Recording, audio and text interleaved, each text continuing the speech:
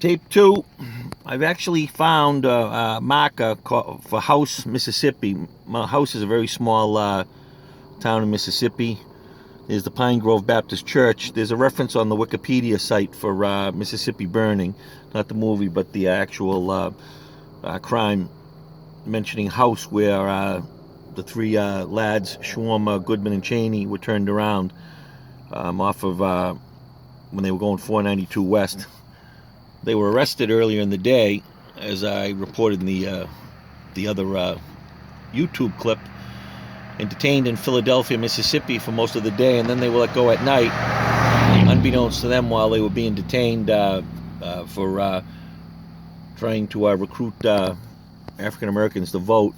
There was a plot to murder them later on when they let them go, and Schwermer, Goodman, and Chaney must not have felt good after they were let go, and we're heading south on Route 19 back to Meridian, but they must have decided to take a right on 492 and head towards Union, go a different route to see if they could perhaps hide from these guys.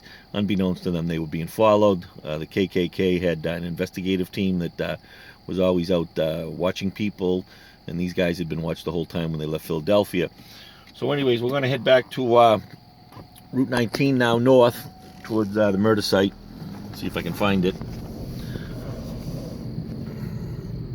There is the sign that says House, represents House, Mississippi. There might have about 2 people that live there.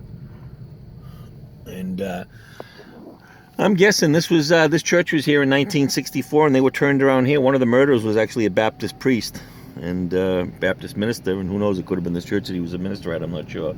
Anyways, we're now 492 east, heading to Route 19 north, and you can almost feel like you were one of the guys in the car, sitting here now, recreating this route towards the murder scene. Not much has changed since 1964. The roads are a little better, there's more markings, maybe a little more lighting, but there has not been a lot of development. As I reported in the last YouTube clip, maybe some new single wides and double wides and triple wides and a couple of brick families, single families, but this is pretty much how it was. So there they were, being led back towards Philadelphia. There's a sign, Route 19 north. These signs could have been there back then, who knows. There's a mention of a Pilgrim convenience store on the highway on Route 19 that they stopped at in the Wikipedia, but they saw a state trooper there and they felt uneasy, so they kept going.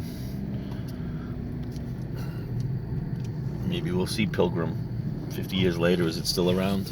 Anyways, the Wikipedia site is really informative. Hopefully it's all correct. So now we're on Route 19 north, and we're looking for Route 515 west. I'm assuming that the 3 lads were not in the station wagon. They were probably, when they were abducted, put into one of the abductees' cars, and somebody else drove the station wagon.